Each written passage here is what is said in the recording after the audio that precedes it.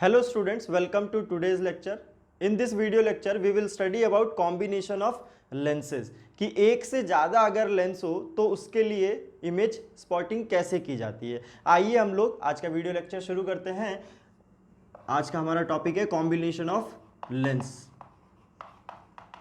Combination of lenses. ठीक, तो सबसे पहला केस इसमें जो है वो है कि अगर कोई दो लेंस है ना, दो थिन लेंसेज की अभी हम लोग बात करेंगे। अगर कोई दो थिन लेंस बहुत क्लोजली प्लेस्ड है ना, इस तरीके से प्लेस्ड हैं जिसमें एक का फोकल लेंथ f1 है और दूसरे का फोकल लेंथ f2 है और हमें इमेज स्पॉटिंग करनी है। लेट्स से कि ये ऑब्जेक्ट है और लेंस से इसका डिस्टेंस u है। तो देखिए थिन लेंस है तो चाहे मैं इस लेंस से वो डिस्टेंस बोलूँ या सेकेंड लेंस से डिस्टेंस बोलूँ, दोनों ही लेंस के केस में है ना u तो सेम हो जाएगा क्योंकि जो थिकनेस है इनकी, ये थिकनेस बहुत ही कम है। तो देखिए इसके लिए प्रॉब्लम कैसे सॉल्व करते हैं। तो हम लोग लिख सकते हैं कि यहाँ से जब इंसिडेंट रे जाएगी तो उसका एक बार यहाँ रिफ्रैक्शन होगा और सेकेंड टाइम यहाँ रिफ्रैक्शन होगा और इसके बाद रे फाइनली यहाँ चली जाएगी। एंड आफ्टर रिफ्रैक्शन ये फाइनल इमर्जेंट रे है, ये इनिशियल इंसिडेंट रे है। ठीक है, तो आइए इन दोनों में इंडिविजुअली रिफ्रैक्शन में यूज़ करता हूँ। तो देखिए पहले मैं यूज़ करूँगा तो क्या आएगा, 1/v है ना। पहले के लिए जो इमेज बनी है, लेट्स से कि वो जो इमेज है ना, वो इमेज यहाँ फॉर्म कर लेते हैं कि ऐसे कुछ बन रहा था यहाँ पे, तो इसकी डिस्टेंस जो है मैं v डैश से डिनोट कर देता हूँ। ठीक है, तो क्या लिखूंगा मैं, 1/v डैश माइनस 1/u। क्या यूज़ कर रहे हैं हम लोग, लेंस फॉर्मूला यूज़ कर रहे हैं सिंपली,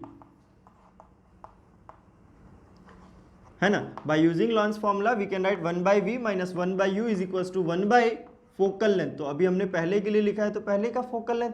सेम चीज दूसरे के लिए जब अप्लाई करेंगे तो क्या लिखेंगे कि इसके लिए जो इमेज फॉर्मेशन होगी जो कि फाइनल यहाँ पे बनी है, तो ये इमेज डिस्टेंस हो जाएगी यानी कि फाइनल v माइनस 1/u। अब u देखिए क्या हो जाएगा इसके लिए, तो ये जो है ना, ये क्या था, ये इसके लिए इमेज ऑब्जेक्ट का काम करेगी जो इमेज पहले से बनी थी। तो हम लोग अब क्या डालेंगे, v dash is equal to 1/f2। This is equation first and this is equation second.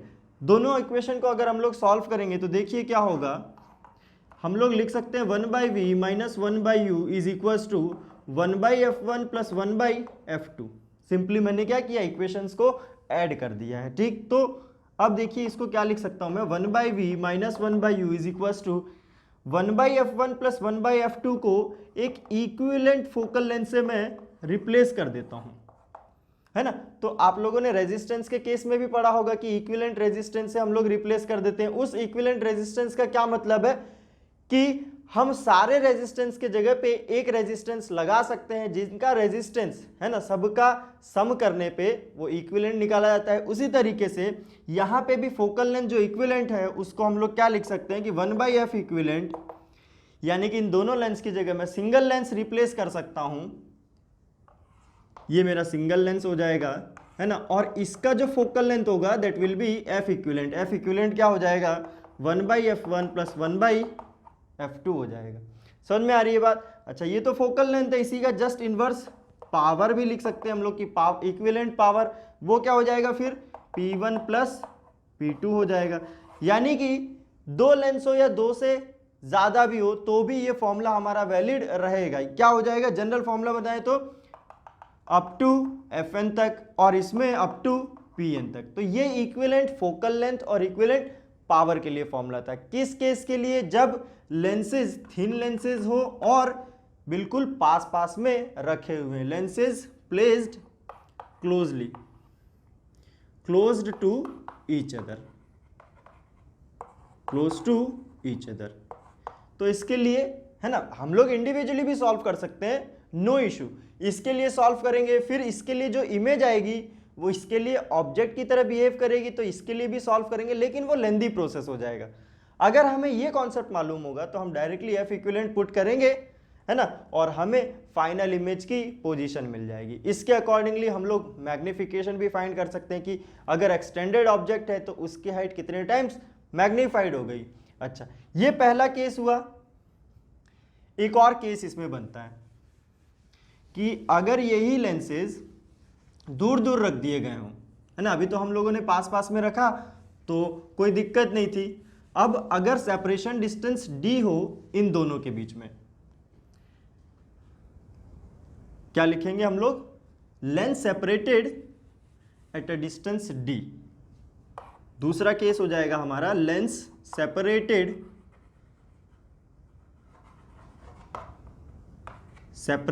At a distance d से सेपरेट कर दिया गया। ठीक, मैं हालांकि कॉन्वेक्स लेंस ले रहा हूं लेकिन कोई ऐसी जरूरी नहीं है सॉरी कि कॉन्वेक्स लेंस ही यूज करें, हम कॉनकेव भी कर सकते हैं और कॉन्वेक्स भी कर सकते हैं। तो देखिए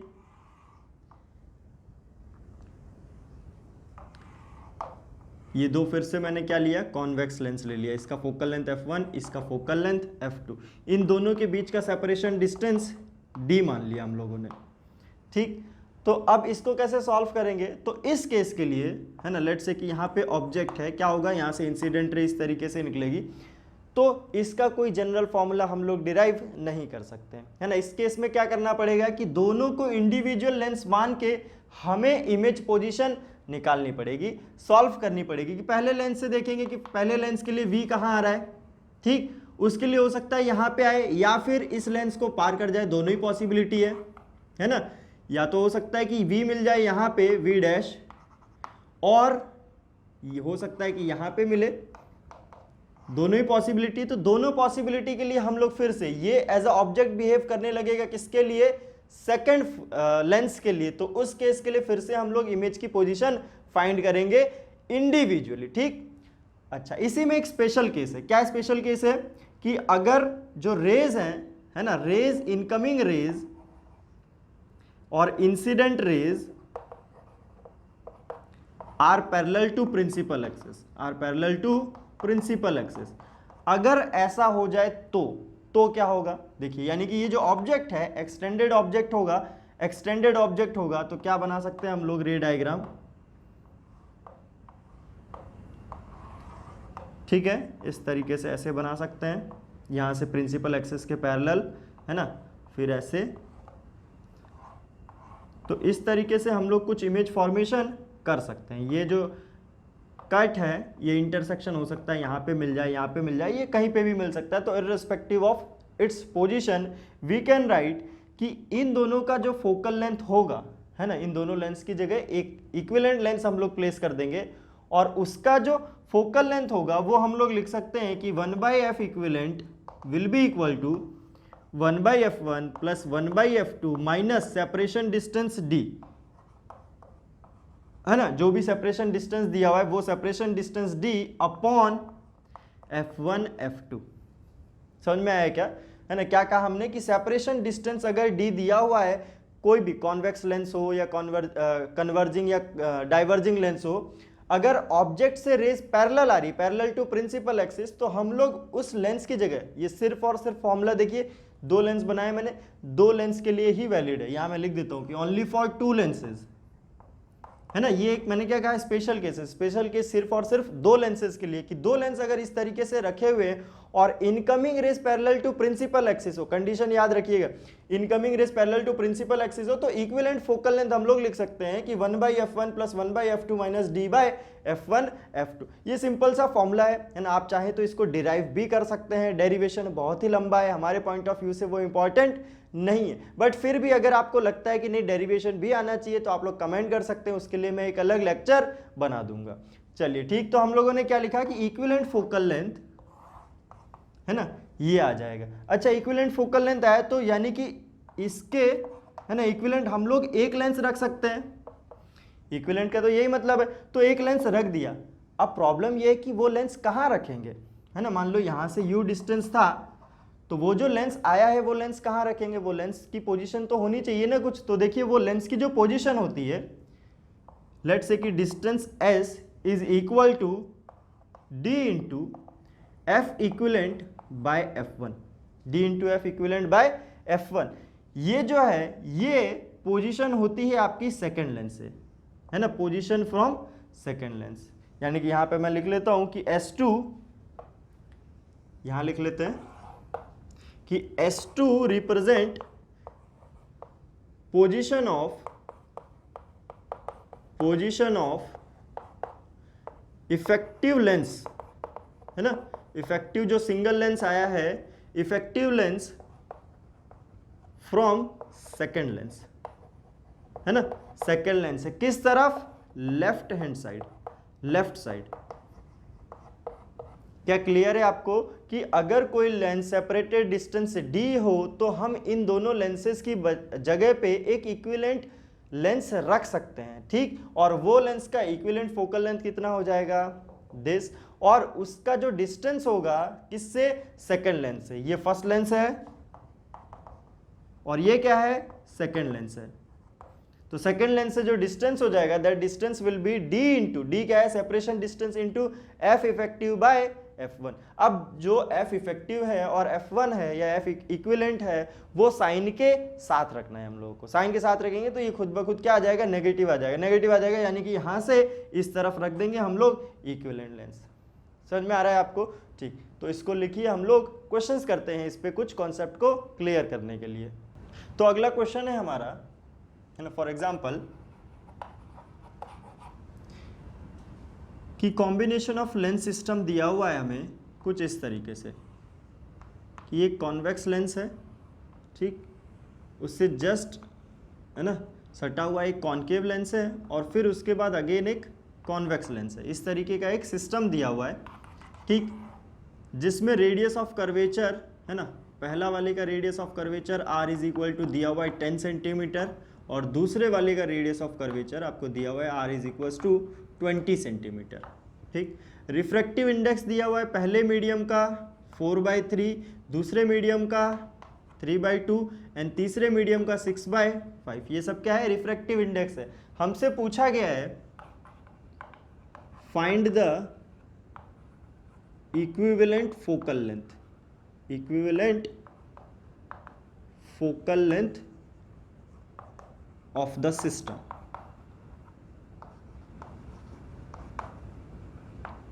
ठीक, चलिए तो देखते हैं कैसे करेंगे। अभी हम लोगों ने डिराइव किया फॉर्मूला कि अगर कितने n नंबर ऑफ लेंसेज की जगह अगर एक सिंगल लेंस हमें रिप्लेस करना है और वो लेंसेज क्या है कि बिल्कुल चिपके हुए हैं ना, क्लोजली प्लेस्ड हो, तो उनके लिए हम लोग लिख सकते हैं कि 1/f equivalent will be equal to 1/f1 plus 1/f2 up to कितना 1/f1, जितने नंबर ऑफ लेंसेज हैं। तो अब हम लोग सेम चीज यूज करते हैं। हम लोग पहला हमारे लिए देखिए कितने लेंस हो जाएंगे, एक कॉन्वेक्स लेंस हो जाएगा, कॉन्वेक्स लेंस, दूसरा क्या हो जाएगा, कॉनकेव लेंस, दिख रहा है आपको, और तीसरा फिर से क्या हो जाएगा, कॉन्वेक्स लेंस। यानी कि 3 लेंस सिस्टम है तो 3 फोकल लेंथ हमें फाइंड करनी पड़ेगी। आइए पहला फोकल लेंथ फाइंड करते हैं कि 1/f1 will be equal to क्या लिखते थे, n2/n1 माइनस 1। तो n2 देखिए क्या हो जाएगा 4/3 माइनस 1, है ना, बाय 1 माइनस 1। यहाँ पे क्या है, कुछ नहीं दिया हुआ है, एयर है, ठीक। 4/3 माइनस 1 इंटू 1/r1, 1/r1 क्या हो जाएगा 10 माइनस 1/r2, r2 कितना हो जाएगा 10, बट r2 क्या हो जाएगा, नेगेटिव हो जाएगा। दिख रहा है इसका सेंटर ऑफ कर्वेचर इस तरफ, है ना।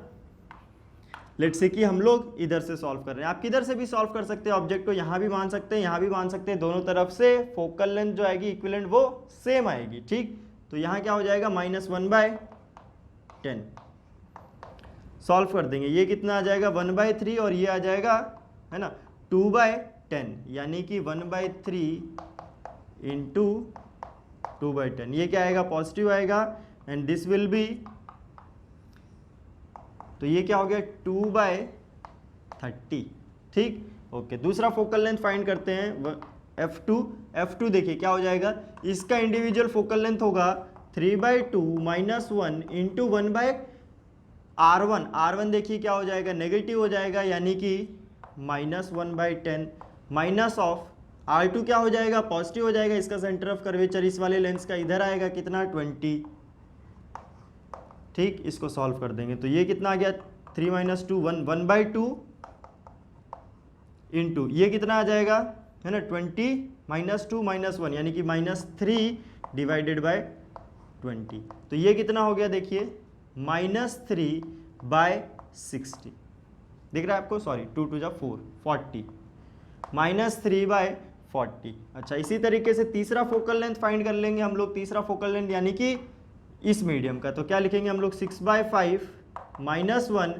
इंटू R1 R2, देखिए ये R1 हो जाएगा कितना 1 बाय 20 माइनस R2 देखिए ये वाला है ना, ये क्या होगा पॉजिटिव होगा नेगेटिव होगा यार, इसका सेंटर ऑफ कर्वेचर तो इधर लाई करेगा यानी कि ये नेगेटिव, तो माइनस 1 बाय 20, समझ में आ रहा है आपको, ठीक। ये कितना हो जाएगा 1 बाय 5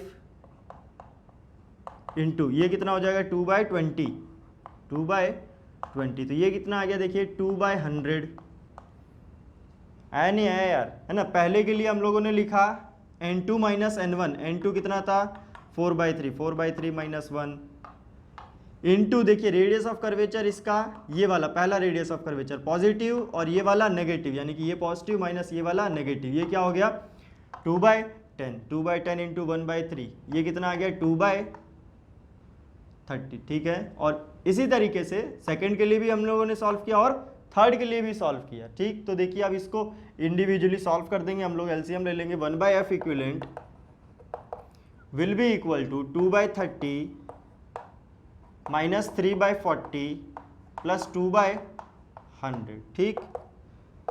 120 है ना, इसका एलसीएम 120 और ये 100, दोनों का एलसीएम कितना हो जाएगा तो कितना आएगा देखिए, है ना, एलसीएम ले लिया 30 40 और 100 का 600, यहाँ क्या बचा 20 यानी कि 40 माइनस यहाँ क्या बचा 15 यानी कि 45 प्लस यहाँ कितना बचा 12, है ना। सॉल्व किया माइनस 5 प्लस 12 यानी कि प्लस 7 डिवाइडेड बाय 600, ये क्या आ गया 1 बाय एफ इक्विवेलेंट। तो एफ इक्विवेलेंट की वैल्यू क्या आ जाएगी फिर यहाँ से, F equivalent will be equal to 600 divided by 7, ये देखिए हमारा फोकल लेंथ आ गया। इस तरीके से पावर से भी हम लोग फाइंड कर सकते थे कि पावर अगर हम लोग निकालना चाहे, power equivalent will be equal to P1 plus P2 plus P3, तो अभी पावर इक्विवेलेंट हम लोगों ने निकाल के पहले ही रख दिया, कितना हो जाएगा एफ इक्विवेलेंट की वैल्यू 600/7 है, तो ये कितना हो जाएगा 7/600, है ना, इक्विवेलेंट पावर हो जाएगा।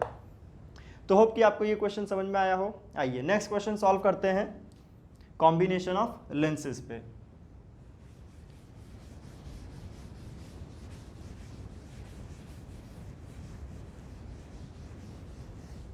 तो इस तरीके से अगर दो या दो से ज़्यादा लेंसेज हों तो हम लोग इक्विवेलेंट फोकल लेंथ फाइंड करके, है ना, प्रॉब्लम को थोड़ा जल्दी सॉल्व कर सकते हैं।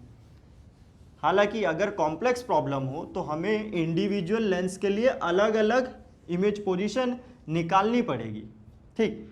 आइए इसी पे बेस्ड एक और क्वेश्चन करते हैं।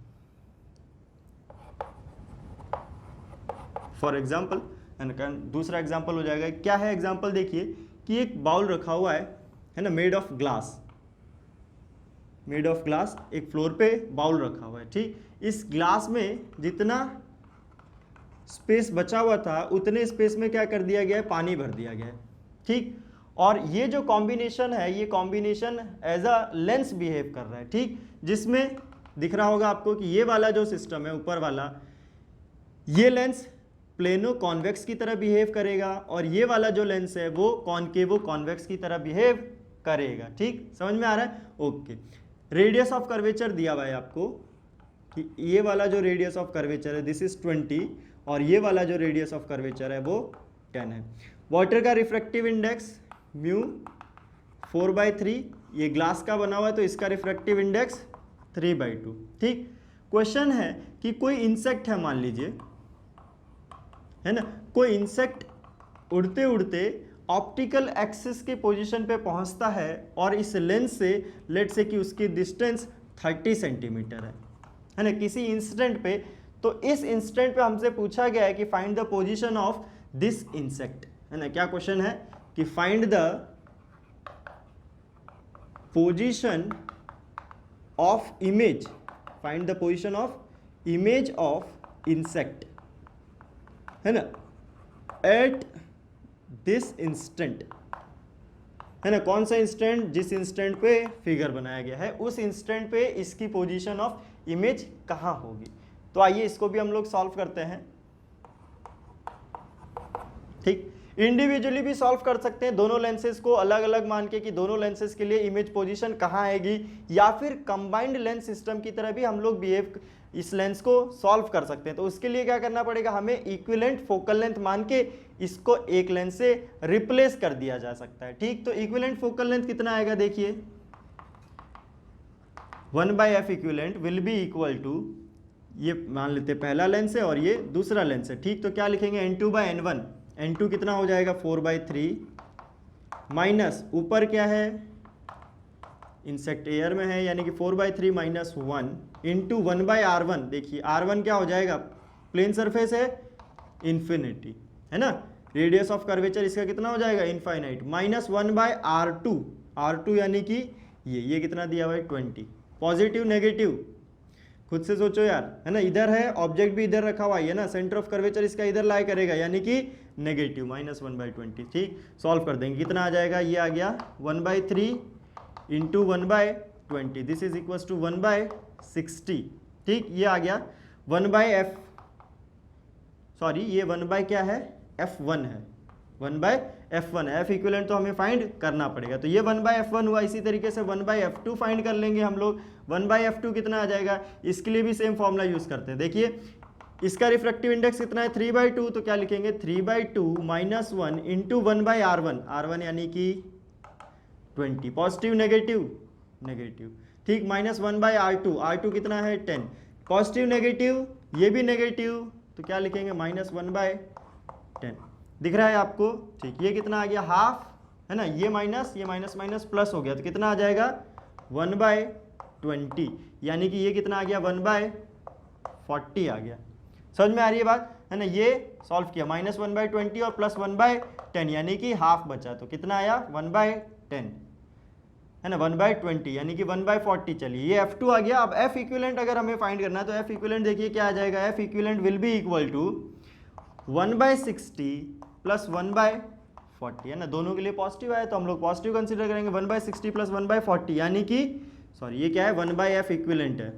ठीक, तो f इक्विवेलेंट कितना हो जाएगा यार, 1/f equivalent will be equal to 60/40 LCM 120, यहाँ क्या आएगा 2 प्लस यहाँ क्या आएगा 3, तो ये आ गया 6/120, है ना, तो f इक्विवेलेंट क्या लिख सकते हैं हम लोग 120/6, 120/6 which is equal to 20 centimetre, है ना, प्रोवाइडेड कि सब कुछ हमें सेंटीमीटर में दिया हुआ है, ऐसा ही यूनिट में ना देके सेंटीमीटर में दिया हुआ है, तो हमारा फोकल लेंथ भी किस में आएगा सेंटीमीटर में आएगा। कितना आ गया 20 सेंटीमीटर, पॉजिटिव नेगेटिव पॉजिटिव आया, यानी कि इसको इस सिस्टम को हम लोग एक कॉन्वेक्स लेंस से रिप्लेस कर सकते हैं जिसका फोकल लेंथ कितना होगा 20 सेंटीमीटर होगा। चलिए फोकल लेंथ आ गया, अब हमें क्या फाइंड करना है, इमेज डिस्टेंस फाइंड करना है। ठीक, तो इमेज डिस्टेंस के लिए सिंपली हम लोग लेंस फॉर्मूला यूज कर लेंगे, क्या लिखेंगे 1/v minus 1/u is equal to 1/f, solving for v we will get uf/u plus f, है ना, जस्ट इसी को एक स्टेप आगे सॉल्व कर देंगे। u की वैल्यू दी हुई है कितनी आपको 30, माइनस होगा यार -30, फोकल लेंथ कितना आया है +20 डिवाइडेड बाय -30 +20, ये कितना आ गया 600, नेगेटिव पॉजिटिव नेगेटिव, ये कितना आ गया -10, ये कितना हो गया यानी कि 60 सेंटीमीटर पॉजिटिव आया यार, है ना। पॉजिटिव का मतलब क्या है कि यहाँ से 60 सेंटीमीटर यहाँ चले जाइए, यहाँ हमें इमेज मिलेगी, है ना, यहाँ पे इमेज फॉर्मेशन होगा। किस तरीके से, ऐसे रेज आ रही होगी कुछ, इनकी जगह हम लोग एक क्या करेंगे इक्विवेलेंट कॉन्वेक्स लेंस रिप्लेस कर देंगे। ठीक, यहाँ से फिर इस तरीके से रेज का रिफ्रैक्शन हो रहा होगा, यहाँ हमें क्या मिल जाएगी फाइनल इमेज मिल जाएगी। तो होप कि ये क्वेश्चन भी आपको समझ में आया हो। आइए इसी पे बेस्ड एक और क्वेश्चन करते हैं ना, कॉम्बिनेशन ऑफ लेंस पे ही।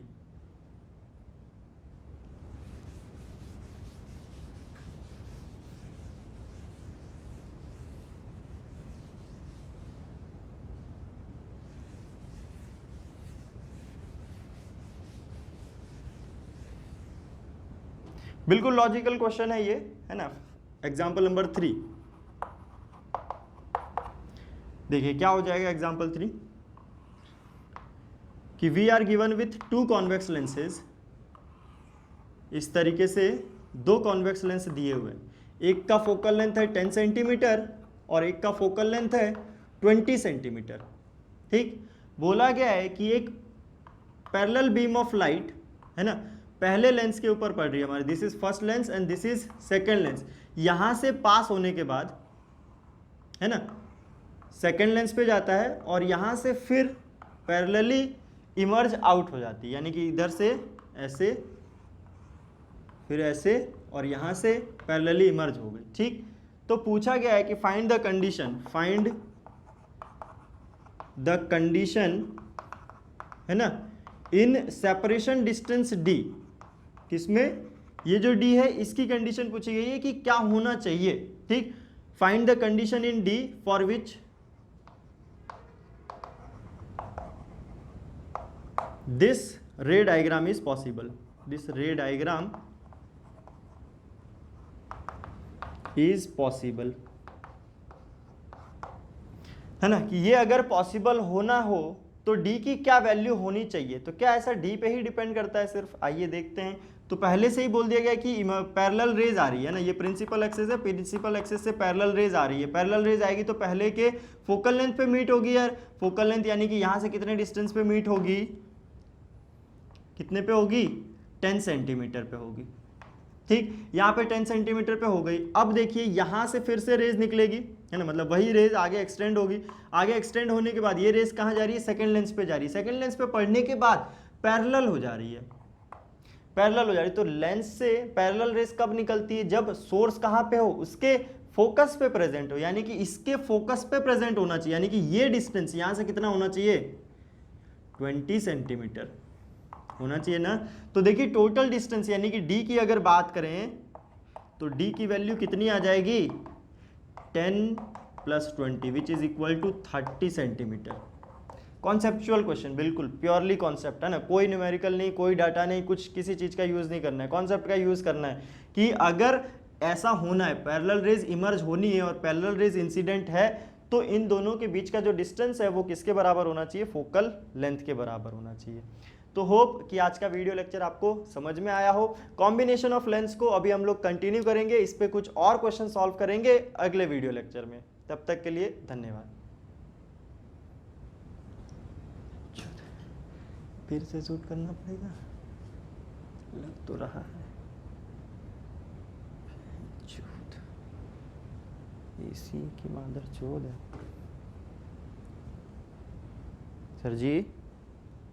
सर जी सोचने नहीं है हैं? चलिए तब आइए अपना रिकॉर्ड कीजिए वीडियो हैं? अरे कल जाएगा नहीं क्या? नहीं, अरे लास्ट टाइम पे नहीं करना है सर। अरे यार जबरदस्ती की बात नहीं है, काम की बात है।